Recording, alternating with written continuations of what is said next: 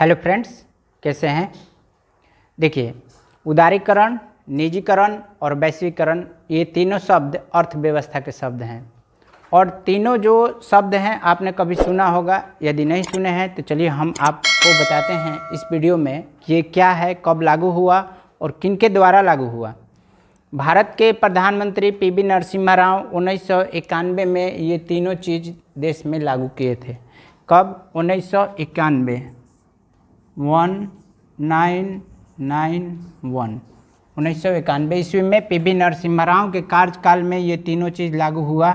अब एक एक करके हम आपको बताते हैं कि ये क्या है। वैश्वीकरण, देखिए, देश की अर्थव्यवस्था को पूरे विश्व के अर्थव्यवस्था के साथ जोड़ने की प्रक्रिया को वैश्वीकरण कहते हैं।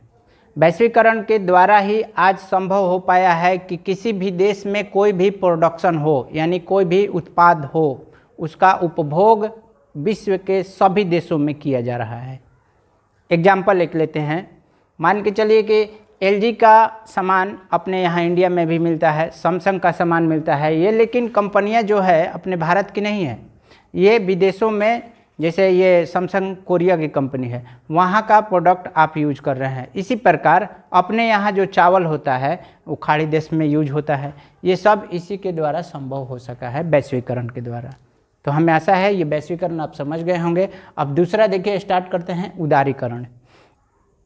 उदारीकरण में देखिए क्या है कि जितने भी व्यवसाय है, बिजनेस है, वाणिज्य है, जो बड़े छोटे व्यापारी हैं जो करते थे पहले, उन पर अतिरिक्त कर प्रभार यानी टैक्स जो लगाया गया था उसको सरकार द्वारा हटा दिया गया। इससे फ़ायदा ये हुआ कि छोटे पूंजी वाले हों या बड़े पूंजी वाले आसान पूर्वक एक जगह से दूसरे जगह व्यापार कर सकते हैं। व्यापार का अगर परिभाषा दे तो व्यापार इसे कहते हैं कि एक जगह सामान कम कीमत पर खरीद कर दूसरे जगह उच्च कीमत पर बेचने के बाद जो लाभ प्राप्त होगा, इस पूरे प्रक्रिया को व्यापार कहेंगे। तो व्यापार करने की सुविधा के दृष्टि से सरकार ने ये लागू किया उदारीकरण।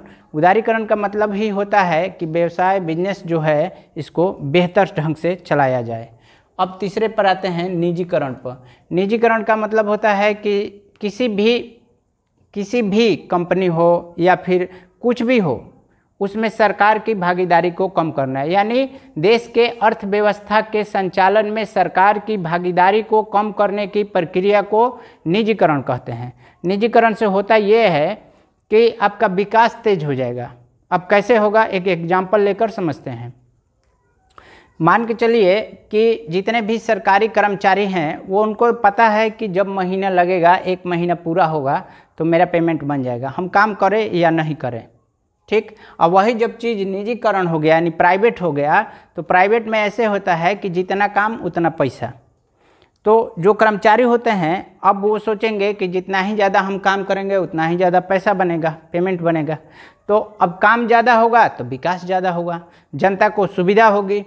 सरकारी में देखते हैं कि अपलाइन में लगे रहते हैं, कर्मचारी काम नहीं करते हैं। उनको पता है क्यों काम करेंगे, हमको जो पता है ये है कि हमको महीना लगते ही जितना पेमेंट है उतना हमको मिल जाएगा। लेकिन प्राइवेट में ऐसा नहीं है, जितना काम उतना पैसा। इसलिए निजीकरण भी देश के अर्थव्यवस्था को सुधारने में ये मदद करता है। अब निजीकरण के एक उदाहरण देते हैं आपको। रेलवे पूरी तरह से पहले सरकारी था, उसमें अब निजी भागीदारी भी होने लगा है, जिससे उसका भी सिस्टम अब थोड़ा सुधर गया है। तो हमें आशा है कि ये तीनों, वैश्वीकरण, उदारीकरण और निजीकरण, आपको समझ में आ गया होगा।